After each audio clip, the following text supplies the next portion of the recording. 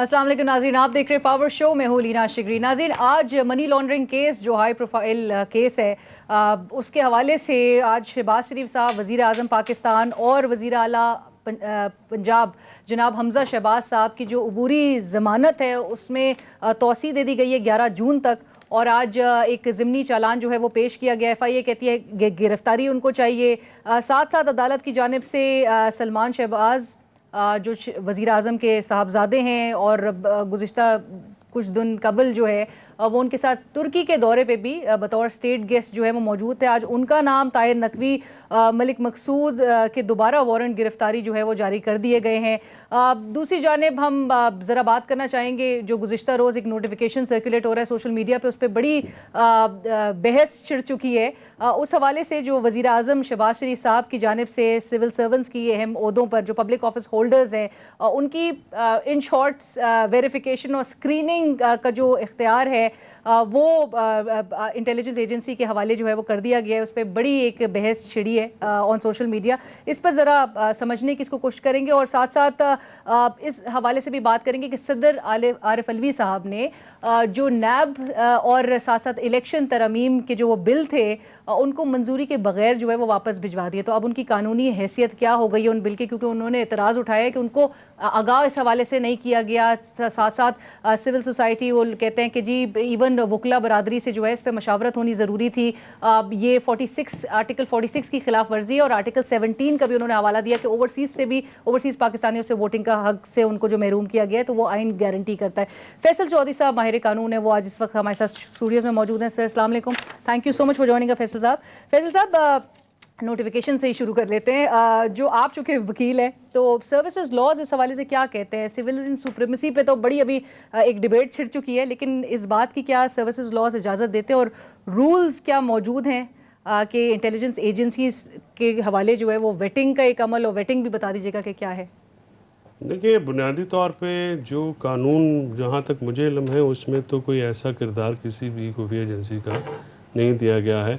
Prime minister का ये rules of business में अमेंडमेंट करके वो पहले सिविलियन जो इंटेलिजेंस एजेंसीज हैं वो रिपोर्ट्स तो आती हैं, रिपोर्ट्स तो किसी भी जगह आती हैं, लेकिन ये नोटिफिकेशन जो है ये शायद पाकिस्तान की तारीख में पहली दफ़ा ही हुआ है। और इस तरह का पहले जो किरदार जो है मुल्क की जो प्रीमियर सिक्योरिटी एजेंसीज हैं, देखिए मुख्तलिफ सिक्योरिटी एजेंसीज हैं, उनका मुख्तलिफ किरदार है। कुछ जो है एक्सटर्नल थ्रेट्स या एक्सटर्नल डिफेंस या उनके हवाले से बहुत इम्पॉर्टेंट रोल है। कुछ जो सिविलियन इंटेलिजेंस एजेंसीज हैं, रियासत के पास जो एजेंसीज़ हैं, स्पेशल ब्रांचेस होती है ज़िला की सतह पे, और मुख्तलिफ़ किस्म की काफ़ी ज़्यादा एजेंसीज होती हैं। पुलिस के अपने डिपार्टमेंट्स हैं, फ़ौज के अपने डिपार्टमेंट्स हैं। इसी तरह जो है सिविलियन इदारों के ऊपर जो ACR का एक निज़ाम भी है, वो भी आप समझें कि जो सुपीरियर्स हैं वो एक चेक रखा जाता है। तो लेकिन ऐसा कोई नोटिफिकेशन, ऐसी पावर पहले कभी नहीं दी गई है। तो इससे और रूल्स में भी कम से कम जो है मुझे इस पे जब तक लॉ ना बनाया जाए, लॉ के तहत कोई चीज़ की जा सकती है, तो लॉ में तो ऐसी गुंजाइश for the timing as per as I am concern मुझे लगता है कि शायद ये बियॉन्ड द लॉ एक काम हुआ है, इसको कानून के दायरे में लाना ज़रूरी है। राइट। और वेटिंग से क्या मुराद है? वेटिंग से मुराद नॉर्मली ये ली जाती है, जैसे अगर आपको किसी जगह अपॉइंट करना है तो फिर आपके बारे में या मुख्तलिफ जो अपॉइंटमेंट्स होती हैं, प्रमोशंस होती हैं, उसके ऊपर जो है वो फिर मुख्तलिफ एजेंसी से राय ली जाती है ताकि वो बैकग्राउंड चेक करते हैं। फिर वो उसकी एक रिपोर्ट बनती है, इंटरनल रिपोर्ट बनती है।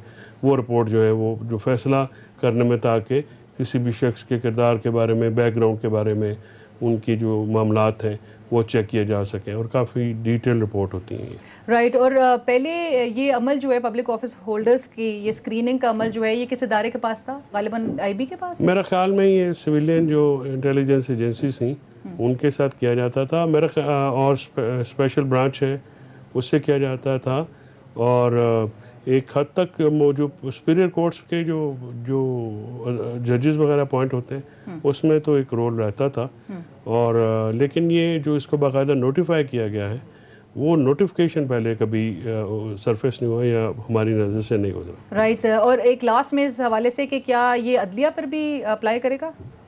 जाहिर है जो भी पाकिस्तान में अदलिया भी की जो अपॉइंटमेंट है वो तो एग्जेक्टिव फंक्शन है ना, वो तो जुडिशल फंक्शन तो है नहीं, तो उस पर भी अप्लाई होगा और शायद ये चैलेंज भी हो जाए।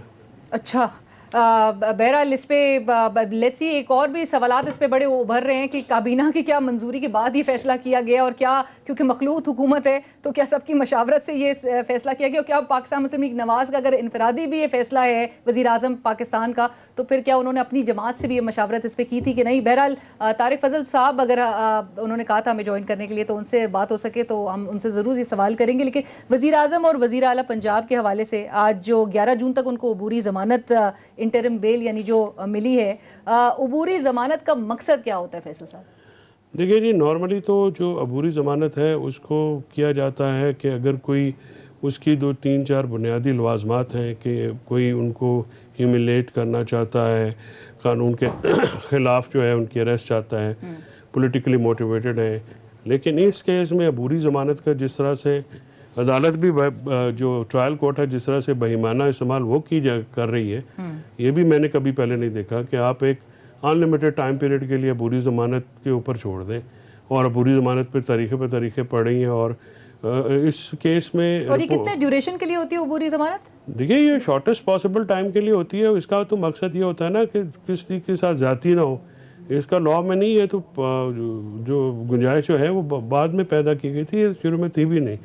अरेस्ट से बचने के लिए जो है वो की जाती है, लेकिन कुछ उसके लिए फिर प्राइमा फेशियाई एविडेंस देखना होता है। जो इस केस का जिस हद तक ये रिपोर्ट हुआ है, मैंने जहाँ तक पढ़ा है, तो इसमें तो तमाम डॉक्यूमेंट्री एविडेंस है, डॉक्यूमेंट्री टीटीज लगी हुई हैं और वो सारी प्रोडक्शन है।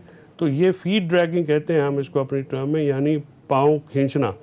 तो ये इस पे अदालत को आज फैसला देना चाहिए था, और अरेस्ट उनको चाहिए थी, तो आज उनको कतई नज़र के कौन क्या है, अगर एक एजेंसी को अरेस्ट चाहिए तो उन्होंने ये कहा है, और अगली 11 तक तो मुझे लगता है कि वो फिर ये सुप्रीम कोर्ट का एक हुक्म आया है, उसके बाद ये शायद जुर्रत हुई है इन्वेस्टिगेशन एजेंसी की, वगरना तो शायद वो ये बात कभी भी ना करते। जिस तरह के मामला चल रहे हैं, जिस तरह से मामला चलाए जा रहे हैं, अच्छा, कि आते ही इन्वेस्टिगेशन ऑफिसर्स चेंज किए गए, टीमें चेंज की गई। जो एक करियर ऑफिसर थे, मैं बहुत सौ ज़ाती तौर पे जानता हूँ, बहुत ही अल्लाह ताला जन्नसीब करे रिजवान साहब को, बहुत ही एक कोना मश्क और बहुत ही ज़बरदस्त आदमी था। ऐसे ऑफिसर्स की पाकिस्तान को ज़रूरत थी, लेकिन अल्लाह उनको गरीक़ रहमत करे। जिस मेहनत से और क्रेज़ी से उसने ये केस बनाया, और अदालत में ये इसको अगर केस जो है वो पाए तकमील तक पहुँचता है, जिसकी मुझे बहुत कम उम्मीद है, तो हो सकता है कि उनको भी ऊपर कुछ जो है वो सुकून महसूस हो। तो लेकिन इस किस्म की जो मामलात हैं, देखिए, अच्छा, मैं फैसल ज़िमनी, क्योंकि आज भी ज़िमनी चालान जो है वो पेश किया गया, अब फाइनल चालान क्या होता है और वो क्यों नहीं पेश किया जा रहा। सेकेंडली, आज जो ये वाला एक नुक्ता भी बड़ा ज़रूरी है उठाना कि क्या इसमें गड़बड़ भी की जा सकती है, कितना उसका एलिमेंट की गुंजाइश है। एक मुझे ब्रेक लेना है, ब्रेक के बाद दोबारा हाजिर होता है।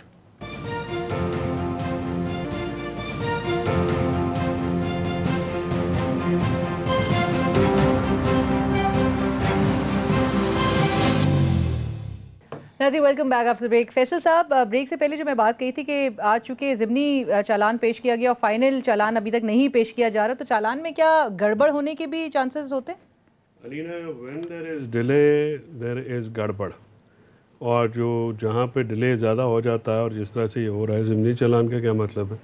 वो तो इसलिए नहीं पेश किया जा रहा ना, ताकि वो इशू न अपना उनको फर्दर जुर्म ना लगे, उनके चार्ज फ्रेम ना हो। तो ये तो रूटीन की ये तरीक़ेकार होते हैं, जिस तरह से जो एक क्रिमिनल लॉ को ट्रायल्स को समझने वाला जो वकील होगा, कोई भी आम आदमी या कोई भी एक वकील जो है जिनका अच्छा ट्रायल में नॉलेज है, तो दीज आर द टैक्टिक्स जो मुल्ज़मान यूज़ करते हैं। और ये मुल्ज़मान क्योंकि हुकूमत में है, पावर में है, तो वो ये यूज़ कर रहे हैं टैक्टिक्स को फीड ड्रैगिंग के लिए। और जितना डिले हो रहा है उसमें आप इनवेरिएबली आपको देखिएगा कि देखिए ये तो एक टैक्टिक्स होती है ना, कौन सा कागज़ जो कि रेलिवेंट है उसको निकालना है, उसकी जगह इरेलेवेंट कागज़ लगाना है, कौन सा एविडेंस जो कि रेलिवेंट है वो पेश नहीं करनी, उसकी जगह इरेलेवेंट एविडेंस पेश करनी है, प्रोसिक्यूशन से कैसे करना, और अल्टीमेटली उसको मुल्ज़िम को कैसे फ़ायदा देना है। और वो जो ऐसी ब्लंडर्स की वजह से तो फिर सज़ा नहीं होती। और जो 40 साल से बैठे हुए सिस्टम को समझते हैं, जिन्होंने सिस्टम बनाए हैं, इनको बनाया इस तरह से गया है कि वो उसमें से रास्ते निकल आए, वरना ये ओपन एंड शट केस है, टीटीज है, डॉक्यूमेंट्री एविडेंस है, जिसके अकाउंट में आए उसने भी माने हुए हैं, जिसने भेजे हैं उन्होंने भी माने हुए हैं, और जिन जो बेनिफिशरीज हैं वो एक वज़ीर आला है, एक वज़ीर आज़म है, दूसरा भगोड़ा है, वो तीसरा जो भागा हुआ है बंदा, इनका छोटा बेटा, जो कि आपने ये कहा स्टेट जी, मैं अगले इसी पे आना चाह रही हूँ कि किस होगी। कैपेसिटी में, और क्या ऐसा हो सकता है कि मतलब जब ये सरकारी दौरे पे हो वज़ीर आज़म साहब, इस हुकूमत में कुछ भी हो सकता है, इधर कुछ भी हो सकता है, इधर आप पूरा पाकिस्तान जेल बना सकते हैं एक शख्स से डर के कि उसका मजमा बड़ा हो जाएगा, इधर आप लोगों को कुछ ब्रूटलाइज कर सकते हैं, लोगों के घरों में घुस सकते हैं। ये जमहूरियत के नाम पे आमरीत एक मुसल्लत की गई है, जमहूरियत का इससे कोई ताल्लुक़ नहीं है। जो आजकल हो रहा है इसका जमहूरियत से कोई ताल्लुक़ नहीं है। मेरे पास एक एनालिसिस आया हुआ है, वो किसी ने जो है वो कलम से इमरान खान साहब के और शहबाज शरीफ साहब के 210 रुपये का पेट्रोल हो गया है, वो बड़ा है। बिजली जो है वो अभी इस्लामाबाद में बाद सेक्टर्स में 1-1 घंटा जा रही है, 1-1 घंटा आ रही है। बाकी मुल्क का तो हालत छोड़ें, आप लोगों को खाने के प्रॉब्लम हो गए हैं, लोगों के पास रोटी नहीं रही है। लोग तो जो है इस वक्त झोलियाँ उठा के बददुआएं दे रहे हैं, जो आए हैं, जो लाए हैं उन सबको। फैसल साहब, तो इस इकदामात के बाद जब ये खुद जाएंगे इलेक्शंस की तरफ, तो वो तो फिर इनको खुद ही जवाब देना होगा इन सख्त फैसलों का। लेकिन आपने जिस तरह से कहा कि ये वो जो सलमान शहबाज वाली जो बात हो रही थी कि वारंट गिरफ्तारी अगर अदालत जारी कर देती है तो फिर अभी इनको, क्योंकि ये वहाँ से बाहर से ही वो टर्की चले गए, पाकिस्तान नहीं आ रहे हैं, तो अभी वारंट गिरफ्तारी के बाद क्या इनको लेकर आया जाएगा? आगे तक जो दूसरे रहे वो नहीं लेके आ सके, तो अब ये तो खुद हैं, ये लाते हैं उनको, ये कहाँ लाएंगे? ये बिल्कुल नहीं लाएंगे। और ये केस भी पाकिस्तान के बहुत सारे दूसरे केसों की तरह ये पाए तकमील तक नहीं पहुँचेगा। एक बेचारा जज है, उसके ऊपर सब तकिया लगा के बैठे हैं, उसको क्या प्रॉब्लम्स आएंगी वो बता भी नहीं सकते।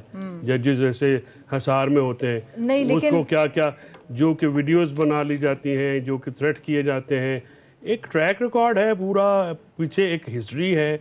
उस हिस्ट्री की मौजूदगी में आपको क्या उम्मीद है? नहीं, लेकिन जिस तरह से एक जो नज़र आ रहा है सिलसिला कि भाई ECL में भी जो इन्होंने आते ही तरमीम की, इनको फ़ौरन कह दिया गया कि भाई कानूनी दायरे में लाने के लिए इनको एक हफ्ते की मोहलत दी गई है, तो इन पर अब एक चेक तो नज़र आ रहा है, इन पर एक प्रेशर जो है वो आप समझते हैं कि एक बिल्ड होगा, क्योंकि अब एक हफ्ते में इनको जवाब इस ECL के भी उस रूल्स के हवाले से देने हैं जो उन्होंने कहा, अदालत ने कहा कि भाई ये तो क्लियर कॉन्फ्लिक्ट ऑफ इंटरेस्ट है, क्योंकि कैबिनेट के मेंबर्स आपके शामिल है, वो ही फैसला कर रहे हैं। ये जो थोड़ा बहुत हुआ है ये भी सुप्रीम कोर्ट के नोटिस के बाद हुआ है। मुझे लगता है कि सुप्रीम कोर्ट को ज़्यादा एग्रेसिव होना पड़ेगा, सुप्रीम कोर्ट को ज़्यादा एफिशिएंट होना पड़ेगा, और सुप्रीम कोर्ट का बुनियादी ये काम है आइन के तहत कि इंसाफ की फ्राहमी जो है पब्लिक एट लार्ज को वो फ्राहम भी हो और होती हुई नज़र भी आए। और मौला अली का कॉल है कि ताकतवर को सज़ा दो, मुआशरा सीधा हो जाएगा।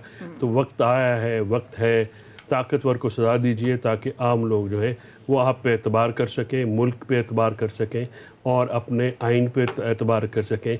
वरना हम तेज़ी से इस सारी चीज़ों से दूर होते जा रहे हैं और नुकसान रियासत का होता है इन मामला में। फैसल साहब, आखिर में सदर मुमलिकत ने नैब और इलेक्शन जो तरमीमी बिल थे उनको मंजूरी के बगैर जो है वो वापस भिजवा दिया है, और साथ साथ उन्होंने एतराज़ उठाया कि आर्टिकल 46 की खिलाफ वर्जी है, मुझे तजावीज़ पर जो है वो मतला नहीं किया गया। और साथ साथ उन्होंने कहा कि भाई दोनों बिल बड़े जल्दबाजी में पास किए गए हैं 26 और 27 मई को। साथ साथ उन्होंने ये भी कहा कि सिविल सोसाइटी और वकला बरादरी तमाम से जो है, कानूनी बरादरी से जो है वो मशावरत करनी ज़रूरी थी। आप क्या समझते हैं इसकी कानूनी हैसियत अब इन बिल्स की क्या रह जाती है? ये कानूनी हैसियत तो ज़ाहिर है, ये वापस आए हैं तो परसों ये जॉइंट सेशन बनाए, 1-2 दिन में बुलाएंगे और जॉइंट सेशन में बुलडोज करके मंजूर करवा लेंगे। वो तो मंजूर सदर के मंजूरी के बगैर सदर जब दूसरी दफ़ा जॉइंट सेशन में भेजेंगे तो फिर सदर साहब के पास इख्तियार नहीं है। और क्योंकि इन्होंने 18वीं तरमीम जो मसाक जमहूरियत के नाम पे जो मसाक के डाकू जनी का जो एक डाका जनी का मसाक बनाया गया, ये तो उसका सारे कारस्तानी है, उसको कोई ख़त्म नहीं कर सका, ना किसी ने ख़त्म करने दिया। बिल्कुल सदर साहब सही कहते हैं, सिविल सोसाइटी, स्टेक होल्डर्स, जब आपको पता है पीका लॉ आया था तो आप सबने ये कहा था कि भाई स्टेक होल्डर से तो बात करें जिसके ऊपर इम्प्लीमेंट होना है। नैब में क्या है? नैब मेरे लिए है, आम लोगों के लिए, आप लोगों के लिए है। ये जो हमारे टेक्नीशियंस हैं, अगर इनके साथ ज़्यादती हो जाए तो ये जो ताकतवर लोगों को जाके पकड़ सकते हैं। तो नैब अगर आप उसके दांत निकाल देंगे, अगर आप उसको टूथलेस बना देंगे, उसको बिल्कुल, हाँ कुछ चीज़ें हैं वो बिल्कुल होनी चाहिए, 90 दिन का रिमांड नहीं होना चाहिए, बिल्कुल सही बात है। 2-4 बुनियादी जो है, हाँ कुछ चीज़ें बहुत ड्रैकोनियन है नैब में भी, वो भी चेंज कर। लेकिन जिस तरह से ये कर रहे हैं, ये तो उनका तो मतमा नज़र एक ही है कि अपने केसेस को ख़त्म कराएं, अपने केसेस को सिस्टम और लॉ के अंदर डंप करें। लेकिन अगर जो तासुर था और जो खबरें गर्दिश करी थी कि भाई अभी आए हैं ये और ये कहते हैं कि इंतकामी कार्रवाई नहीं होगी, लेकिन पाकिस्तान तहरीक इंसाफ की भी सीनियर लीडरशिप को जो है वो उस पर सारा जोर और मलबा जो है वो डाला जाएगा, निकाला जाएगा सारा इंतकाम उनसे भी। तो आपको लगता है कि नैब को अगर ये इस्तेमाल करते तो नैब इंतकामी कार्रवाई के लिए इस्तेमाल हुआ है? नैब इंतकामी कार्रवाई के लिए इसमें कोई शक की बात नहीं है कि इस्तेमाल हुआ है। किसके हाथों हुआ है? मार्शल दौर में हुआ, और जिस तरह से ब्रूटैलिटी हुई जमहूरी दौरों में पाकिस्तान तहरीक इंसाफ तो कुछ भी नहीं कर सकी। उनके जो एहतसाब के मुशीर साहब थे वो भी कुछ खास नहीं कारकर्दगी उनकी मुझे तो कोई इम्प्रेस नहीं की उन्होंने। हर वो उस केस में शामिल रहे हैं जिसका जो शायद बनता भी नहीं था। अच्छा। और लेकिन बहुत सारे केस ऐसे बनते थे उनमें उन्होंने कुछ भी नहीं किया, ना ही उन पर कोई सीरियस उन्होंने काम किया है।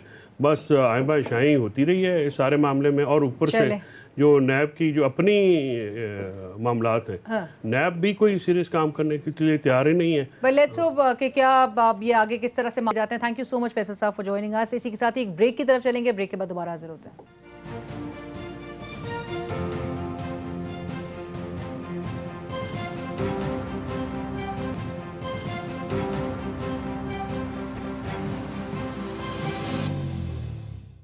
नाज़रीन welcome back after the break. हमें ब्रेक के बाद ज्वाइन कर रहे हैं अहमद बिलाल महबूब साहब। आप प्रेसिडेंट हैं पिलडैट के, और हम बात करेंगे ये जो सदर आरिफ अलवी साहब की जानिब से गुज़िश्ता हफ्ते जो बिल्स पास किए गए थे from the national assembly and senate, उसके बाद उन्होंने वो बिल्स जो है मंजूरी के बगैर ही वापस भिजवा दिए। अहमद बिलाल साहब, thank you so much sir, I am very honoured कि आपने हमारे लिए वक्त निकाला। सर सबसे पहले तो इसी बिल के हवाले से जो सदर मुमलिकत ने कहा कि जी उन्होंने ये भी कहा कि दोनों बिल जो है वो बड़े जल्दबाजी में 26 मई को जो है कौमी असेंबली से 27 मई को सेनेट से मंजूर हुए, और कानून साजी पर कानूनी बरादरी और सिविल सोसाइटी से मशवरत की जानी चाहिए थी। साथ साथ वो कहते हैं उनको सबसे पहले तो इस तजावीज़ के हवाले से मतला ही नहीं किया गया, और मतला ना करके आर्टिकल 46 की 46 की खिलाफ वर्जी की गई है। आप इस नुक्ते को कैसे देखते हैं सर? आपको लगता है कि इनका ये एतराज़ दुरुस्त है? देखिए, किसी हद तक ये बात मुझे नहीं मालूम कि उनको कितना इन्फॉर्म रखा जा रहा है, लेकिन आइन के मुताबिक प्रेसिडेंट को इन्फॉर्म रखा जाना चाहिए मेजर डेवलपमेंट्स के बारे में जो भी हो रही हों, और अगर लेजिस्लेशन भी कोई मेजर की जा रही हो तो उनको इन्फॉर्म किया जाना चाहिए। ये एक आइन में लिखी हुई बात है, लेकिन ये ऐसी गैर मामूली बात होगी कि इस बुनियाद पे अगर आप किसी कानून को वापस भेज दें, लेकिन उनके पास ये इख्तियार ज़रूर है कि वो कानून को दोबारा गौर करने के लिए पार्लियामेंट को भेज दें कि उनके ख्याल में, जैसे उन्होंने अब कहा है कि कंसल्टेशन प्रॉपर नहीं हुई और जल्दबाजी में पास किया गया है।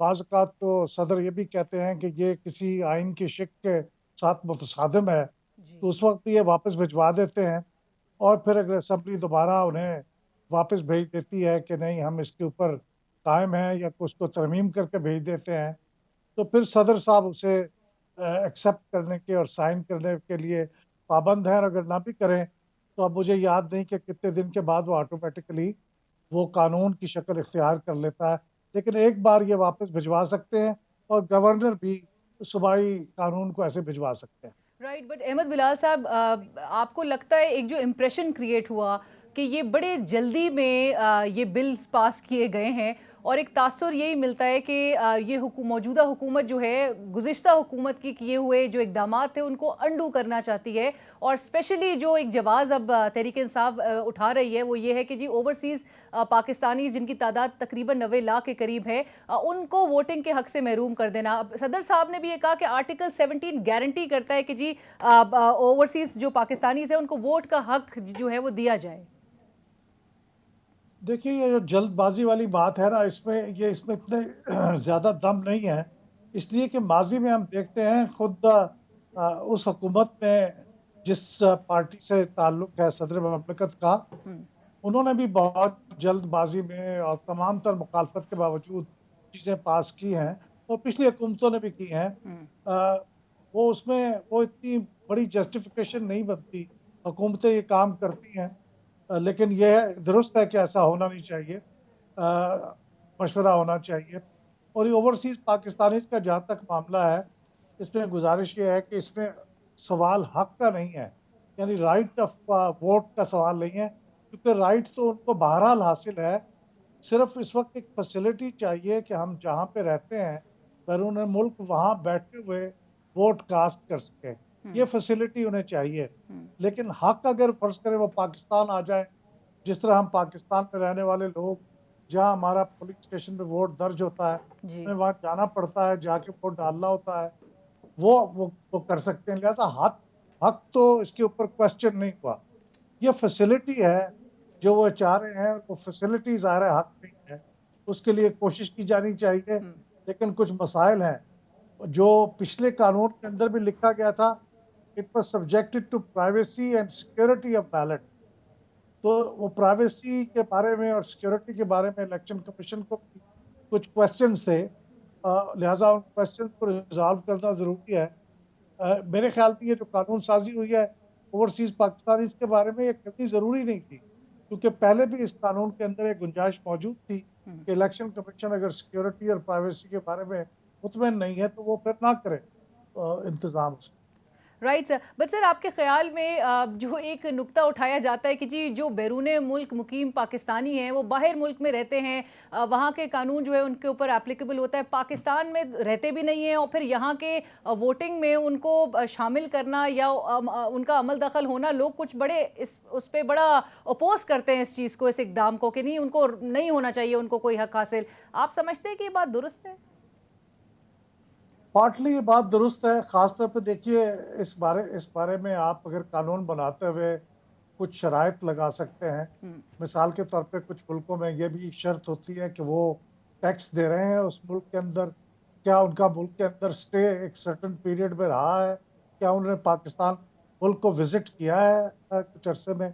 और ख़ास तौर पे ये सवाल कि अगर ड्यूल नेशनैलिटी हो तो फिर आपके इंटरेस्ट जो है वो क्लैश भी करते हैं, तो ड्यूल नेशनल होना चाहिए नहीं होना चाहिए, ये चंद सवालात आप रिजॉल्व कर सकते हैं। लेकिन दुनिया के अंदर जो ट्रेंड है तो यही है कि जो डायस्पोरा है, जो बाहर रहने वाले आपके शहरी हैं, अब उनकी तादाद इतनी बढ़ गई है कि उनको आप मुल्क के मामलात से अलहदा नहीं रख सकते।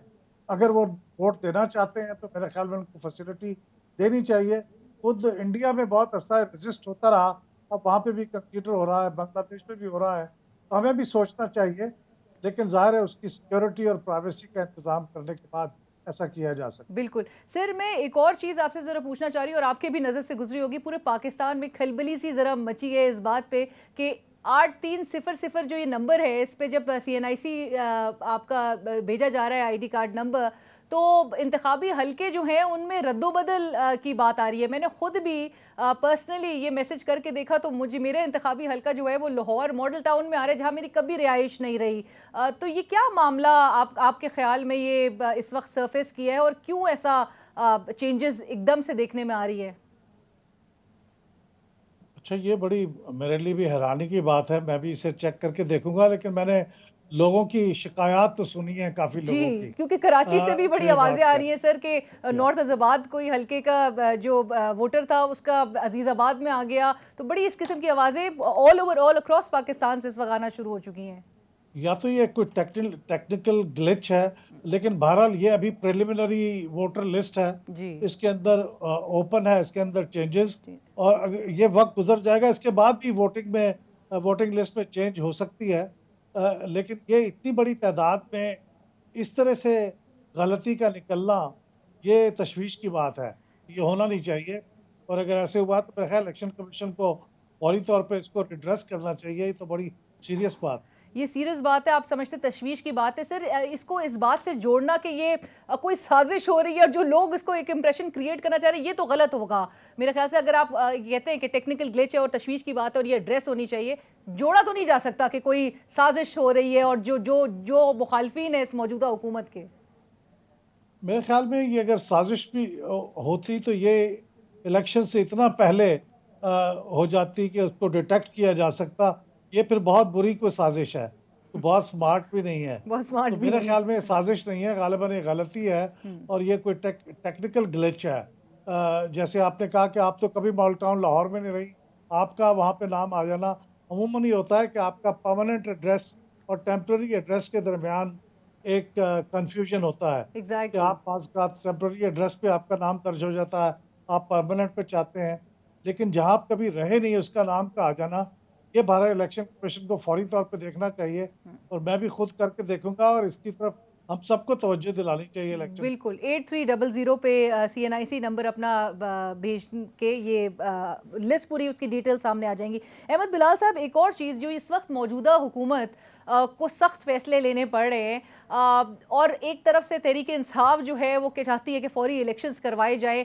अगर इलेक्शंस का माहौल बिल फर्ज बनता हुआ दिखाई देता भी है, जो अब तक बहरहाल उसके आसार नज़र नहीं आ रहे, लेकिन आपके ख्याल में मौजूदा हुकूमत में आप नहीं समझते कि एक बहुत बड़ा उनकी कंधों पे जो है वो बड़ी जिम्मेदारी है और वो उनकी पोजीशन बड़ी इफेक्ट हो सकती है इन सख्त फैसलों के नतीजे में, क्योंकि बड़ी महंगाई इस वक्त मुल्क में नज़र आ रही है जो आम आदमी बर्दाश्त कर रहा है। जी बिल्कुल दुरुस्त है, इस हुकूमत को बहुत बड़ी जिम्मेदारी अपने कांधों पे उठानी पड़ेगी, लेकिन ये वो जिम्मेदारी है जो इन्होंने खुद वॉलंटियर की है, किसी ने इनको मजबूर नहीं किया था। जब ये vote of no confidence plan कर रहे थे तो उस वक्त बहुत से लोगों ने उन्हें इस चीज़ की तरफ तवज्जो भी दिलाई थी कि अब आप जबकि वो 1.5 साल से कम अरसा रह गया है तो आपको ये करने की क्या ज़रूरत है, आपको हुकूमत को वक्त पूरा करने देना चाहिए और शायद ये मुल्क की स्टेबिलिटी के लिए भी बेहतर होता। लेकिन बहरहाल इन्होंने खुद ये काम किया तो इनको इसका इदराक होना चाहिए था और अब अगर इनके सर पे जिम्मेदारी आएगी तो ये भी इन्हें उठानी चाहिए। और अब इसको बैलेंस करने के लिए वो कम्युनिकेशन कितनी इफेक्टिव होती है इनकी, लोगों को कितना अच्छा एक्सप्लेन कर पाते हैं, लेकिन बहरहाल इसका नुकसान बाजार ऐसे लगता है कि इन्हें उठाना पड़ेगा और इसीलिए शायद ये इंतज़ार करना चाहते हैं अगले साल तक ताकि इसका कुछ थोड़ा सा मामला बैलेंस कर सके। सर, आपके ख्याल में मुद्दत इनको मुकम्मल करनी चाहिए अगले साल अक्टूबर तक जो ये बात कह रहे हैं, और दूसरा ये कि जो इस वक्त ये इकदामात ले रहे हैं, एक तरफ से ये 28 अरब रुपए का रिलीफ पैकेज और 2000 रुपए फ़ी ख़ानदान जो है माहाना देने के ऐलानात इस किस्म के और किफ़ायत शुआरी के इकदामात के जो अब हम सुन रहे हैं, इस किस्म की स्टेप्स लेना आप समझते कोई डिफरेंस क्रिएट कर सके? क्योंकि आम आदमी इस वक्त सर बड़ी अजियत में है। जो इस वक्त पेट्रोल की सूरत हाल नज़र आ रही है, एक हफ्ते के अंदर 60 रुपये बिजली बढ़ा दी है, गैस नेक्स्ट होगा, तो ये तो आम आदमी पे बराह रास्त इसका एक इफेक्ट नज़र आता है। ये बहुत बड़ा टेस्ट है जी, बहुत बड़ा इम्तिहान है इस हुकूमत का। ये इलेक्शन ज़ाहिर है इनको हक तो हासिल है कि इस असम्बली की मुद्दत तक ये हुकूमत करें, जो कि अगले साल जुलाई अगस्त में इसकी मुद्दत ख़त्म होगी। लेकिन उससे पहले वोट इलेक्शन कराने में दो मुश्किलात हायल हैं। एक तो आपको पता है कि डिलिमिटेशन या डिमार्केशन ऑफ कॉन्स्टिट्यूएंसीज का मामला है, वो अगस्त तक मुकम्मल होगा और इसके बाद फिर 3 महीने में इलेक्शन कराए जा सकते हैं, यानी नवंबर के शुरू में इलेक्शन हो सकते हैं। दूसरी सूरत यह है कि इन्होंने कमिट किया हुआ है पिछली हुकूमत ने ही काउंसिल ऑफ कॉमन इंटरेस्ट में कि वो नई मरदमशुमारी कराएंगे, सेंसस पॉपुलेशन सेंसस। और पॉपुलेशन सेंसस जो है उसके अगर अर्लीस्ट भी नतायज आएंगे तो वो ये गेस किया जाता है कि दिसंबर इस साल तक उसके नतायज आएंगे। उसके बाद फिर दोबारा डिमार्केशन होगी, जो 4 महीने लेगी वो अप्रैल हो जाएगा और उसके 3 महीने बाद मामला फिर जो जुलाई अगस्त 2023 तक चला जाएगा। अब MKM तो बहुत स्ट्रांगली फील करती है, उन्होंने कहा है कि वो नई मरदमशुमारी के बगैर इलेक्शन नहीं चाहते। पीपल्स पार्टी की भी यही पोजीशन रही है। तो आप या तो काउंसिल ऑफ कॉमन इंटरेस्ट में जाके इसको फैसले को बदलें और अगर वो रहेगा तो फिर तो अगले साल ही इलेक्शन कराने पड़ेंगे। सर, लेकिन आप समझते हैं कि मुल्क के इस वक्त जो मौजूदा सूरत हाल है और मुश्किलात जो हैं, उसका हल इलेक्शंस है या नहीं? क्योंकि एक तरफ पाकिस्तान तहरीक इंसाफ का बहुत जोर है कि वो वापस इलेक्शंस करवा के हुकूमत में आना चाहते, इक़्तिदार संभालना चाहते हैं, लेकिन हालात तो आपके नहीं ख्याल में कि तहरीक इंसाफ के भी कंट्रोल से बाहर ही होंगे? मतलब कोई भी आ जाए इस वक्त सूरत हाल तो यही होगी। जी बिल्कुल, मेरा मेरा बहुत मैं स्ट्रांगली फील करता था कि पाकिस्तान तहरीक इंसाफ की हुकूमत को अपनी 5 साल की मुद्दत पूरी करने देनी चाहिए, और ये जो तहरीक अदम-ए-एतमाद की कोशिश की गई है ये गलत थी। ये मैंने उस वक्त भी ये बात बार बार लिखी थी और मैं स्ट्रांगली फील करता हूँ। और अब ये हुकूमत अगर चूंकि तब्दील हो गई है, तो फिर अब इस हुकूमत को ये जो वक्त इनके पास है इनको भी मुद्दत पूरी करने देनी चाहिए, क्योंकि ये जो थोड़े बहुत इस वक्त इमरजेंसी मेजर्स हैं हमारी इकानमी को एड्रेस करने के, ये कोई हुकूमत इस वक्त उसको थोड़ा सा वक्त मिल जाए तो शायद वो कर लें उसको एड्रेस, कम से कम इतना एड्रेस कर लें कि कोई इमरजेंसी सिचुएशन डेवलप ना हो जाए। वरना हमारे हालात इतने ख़राब हैं कि कोई इमरजेंसी सिचुएशन डेवलप हो जाए तो इलेक्शन कराने में, आप ज़ाहिर है नवंबर से पहले इलेक्शन करा नहीं सकते, और इलेक्शन कराएंगे, नई हुकूमत आएगी तो उसको भी ज़ाहिर है वो नई मुश्किलात का सामना होगा। तो मेरे ख्याल में अब हुकूमत चेंज हो ही गई है तो इसको अपनी मुद्दत पूरी करने का मौका देना चाहिए, और फिर इनको भी अपनी जिम्मेदारी भी उठानी चाहिए कि इन्होंने 1.25 साल काम किया है तो क्या तीर चलाया है इन्होंने। सर ये जो अहमद बिलाल साहब, एक और ये चीज़ के लॉन्ग मार्च की और जो एक सूरत हाल हमने देखी, इमरान खान साहब जो हैं उन्होंने इस्लामाबाद का रुख किया, अपने सपोर्टर्स को बोला एक जमहूरी हक था, और उस पर एक ओवर रिएक्शन परहैप्स नज़र आया हुकूमत वक्त की जानिब से। आप समझते हैं कि जो किया हुकूमत की जानिब से, जिस तरह से एक शेलिंग और जो मनाजिर देखे गए थे इस्लामाबाद में, वो एक दुरुस्त कदम था, या उनको डेमोक्रेटिक राइट से रोकना नहीं चाहिए था? मौजूदा हुकूमत को आने देना चाहिए था सर, मतलब अपना एहतजाज रिकॉर्ड कराना चाहे थे, आना चाह रहे थे, उनको आने देना चाहिए था। पीडीएम को भी तो ऑलरेडी लॉन्ग मार्च के लिए तहरीक इंसाफ की जब हुकूमत थी तब आने दिया गया था। दुरुस्त है आपकी बात। मेरे ख्याल में ये अगर 3 कंडीशंस फुलफिल हो जाएं तो किसी भी एहतजाज को नहीं रोकना चाहिए, और जो कि मेरे ख्याल सुप्रीम कोर्ट की दी गई गाइडलाइंस के मुताबिक है। पहली बात तो यह है कि वो पुरअमन हो, और दूसरी बात यह है कि वो जो आपकी डे टू डे रूटीन की चीज़ें हैं, बिजनेसेस हैं, आपके गवर्नमेंट ऑफिस में जाना है, स्कूलों में जाना है, वो डिसरप्ट ना हो। और तीसरी बात है कि लोकल एडमिनिस्ट्रेशन के साथ आप तय कर लें कि किस जगह पे जाएंगे और क्या करेंगे, ये पहले बिल्कुल। से तय होना चाहिए। ये 3 काम हो जाए तो मेरे ख्याल में किसी भी हुकूमत को हक नहीं पहुंचता कि वो किसी एहतजाज को रोके। उनको बिल्कुल आने देना चाहिए, उनको अपनी बात कहने देनी चाहिए। लेकिन जो आने वाले हैं उनको भी फिर इन चीज़ों पे पूरी तरह से अमल करना चाहिए, क्योंकि ख़ास तौर पर जब डिसरप्शन होती है तो आम आदमी को जितनी मुश्किलात का सामना होता है। मैं ज़ाती तौर पर जानता हूँ कितने लोग जो हॉस्पिटल जाने वाले थे, कुछ वीज़े के लिए आने वाले थे इस्लामाबाद में, उनको कितनी 2 दिन पहले से ये मुश्किलात शुरू हो गई थी और बाद में भी चलती रहीं, तो बिल्कुल। उसका भी ख्याल रखना चाहिए। राइट। और लास्ट में अहमद साहब, आपके लिए कितनी अलार्मिंग थी ये बात जब इमरान खान साहब ने एक इंटरव्यू के दौरान कहा कि भाई असला, उनको भी फील हुआ कि असला जो है उनके एंड पे भी लोगों के पास जो है वो मौजूद है। ऐसी सूरत हाल में इंतशार, मतलब वो तो फिर किसी के भी कंट्रोल में नहीं होता। आगे हालात आपको क्या नजर आ रहे हैं? सड़कों का रुख किया जाएगा, अब तो ये महंगाई की तरफ भी थोड़ा टिल्ट कर रहे हैं अपने मार्च को। इलेक्शंस का भी अगर फॉर इंस्टेंस के अगर माहौल बनता है तो ऐसी सूरत हाल में इंतशार से कैसे बचा जा सकेगा? पहली बात तो ये है कि इमरान खान साहब ने जो कुछ कहा है उसको फेस वैल्यू पे लेना चाहिए, और उनकी तारीफ करनी चाहिए कि उन्होंने ये रियलाइज करते हुए कि क्लैश की पॉसिबिलिटी है, उनके लोगों के पास असला है, असला इस्तेमाल हो सकता है, उन्होंने ये अपनी फेस सेविंग का ख्याल नहीं किया और अपने इस लॉन्ग मार्च को कॉल ऑफ कर दिया। बिल्कुल। मैं ज़ाती तौर पे मैं समझता हूँ कि ये अच्छी बात है। एक लीडर का काम यही है कि वो नैरो कंसिडरेशंस का ख्याल करने के बजाय जो बड़े फ़ायदे होते हैं मुल्क के, उनको देखता है। और ग़ालिबन ये अगले इलेक्शन के बारे में भी यही एटीट्यूड होना चाहिए कि इस फ़िज़ा में जो इस वक्त बहुत पोलराइज़ेशन की फ़िज़ा है, अगर इलेक्शन अनाउंस हो जाते हैं, तो मेरे ख़्याल में क्लैशेस का और वायलेंस का बड़ा खतरा है। खतरा हो। तो मेरे ख्याल दोनों तरफ लीडरशिप को चीज़ों को कूल ऑफ करना चाहिए, और ये जो वक्त इलेक्शन के लिए अर्लीस्ट अगर होगा नवंबर में, तो अगले 2-3 महीने में चीज़ों को कूल ऑफ होने दें ताकि इलेक्शन पुरअमन माहौल में हो सके। Right. Thank you so much Ahmad Bilal साहब, बहुत शुक्रिया सर आपके वक्त का। इसी के साथ ही प्रोग्राम की टीम को इजाज़त दीजिए। अल्लाह हाफिज़।